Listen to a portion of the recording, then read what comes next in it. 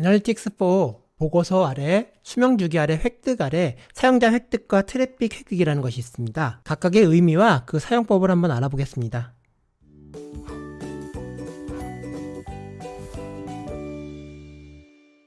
이런 예를 한번 들어보겠습니다. 사용자가 있습니다. 사용자가 3시 10분 전 정도에 어떤 특정 사이트를 방문을 합니다. 동일한 날 5시쯤에 역시 마찬가지로 똑같은 사이트를 방문을 하게 됩니다. 이때 애널리틱스에는 사용자가 1명, 세션이 2개 혹은 접속이 2개라고 기록이 됩니다. 이렇게 나눠서 보는 방법을 우리가 스코프라고 하는데, 사용자 스코프에서는 1명의 방문자가 있었고 세션의 스코프에서는 2번의 접속이 있었다라고 기록이 됩니다.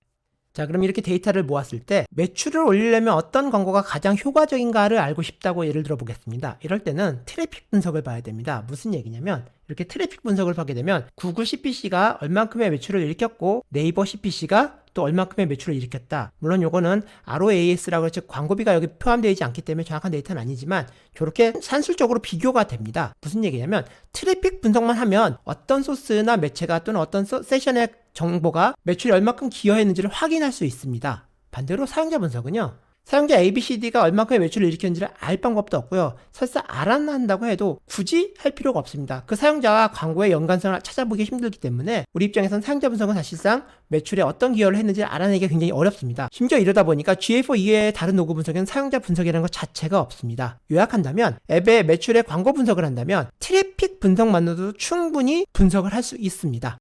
자, 그렇다면 사용자 분석은 어디다 사용인지 한번 보겠습니다. 만약에 새로운 버전의 어플을 출시했고 초기 가입자를 늘리고 싶다라고 예를 들어 보겠습니다. 이전 버전에서 처음 온 사람들이 어떤 광고로 많이 유입됐었지, 어떤 광고로 유입돼서 가입을 했었지 라는 궁금점이 생기게 됩니다. 이럴 때는 이전 버전에 처음 온 사람들이 어떻게 행동을 했었지, 어떤 전환을 일으켰지를 분석할 필요가 있습니다. 이 바로 이 부분이 여기 나오는 바로 사용자 획득 부분입니다. 자, 사용자 획득의 측정 기준을 자세히 보면 신규 사용자의 채널 그룹, 첫 사용자 매체, 첫 사용자 소스 이렇게 첫 신규 이렇게 나와 있습니다. 자, 전체적인 사용자가 아니라 처음 온 사람들이 어떤 행동을 했고 어떤 결과를 일으켰다를 여기서 보여줘요. 예를 들어서 처음 온 사람들이 첫 사용자 소스 매체가 구글 오거닉일 때 전환이 뭐 몇 개가 났다, 이런 식으로 보여줍니다. 다시 말하면은 이 사용자 분석은 전체 사용자 스코프의 내용을 보여주는 것이 아니라 처음에 온 사람들, 그 사람들이 어떤 행동을 한다라고 보여주는 GA만의 아주 독특한 특징입니다. 이걸 가지고 다음번 어플리케이션을 만들어냈을 때 이 기존 데이터를 갖고 새로운 전략을 세울 수 있을 겁니다. 네이버에다 더 많은 예산을 투여하거나 구글에다 더 많은 예산을 투여하거나 의사결정이 가능해집니다. 이게 바로 사용자와 트래픽의 가장 큰 차이점입니다. 오늘의 강의를 요약하겠습니다. 획득 안에는 사용자 획득과 트래픽 획득에 대한 데이터가 있는데, 사용자는 말 그대로 유저 스코프에 대한 데이터들이고 트래픽 획득은 세션에 대한 데이터들입니다. 그런데 사용자 획득 자체는 그렇게 큰 의미가 없기 때문에 그 중에서도 처음 온 사람들, 즉 뉴커머에 대한 데이터를 모아놓은 것들이 사용자 획득이고, 그 외에 모든 접속에 대한 데이터는 트래픽 획득입니다. 그렇게 구별하면 됩니다.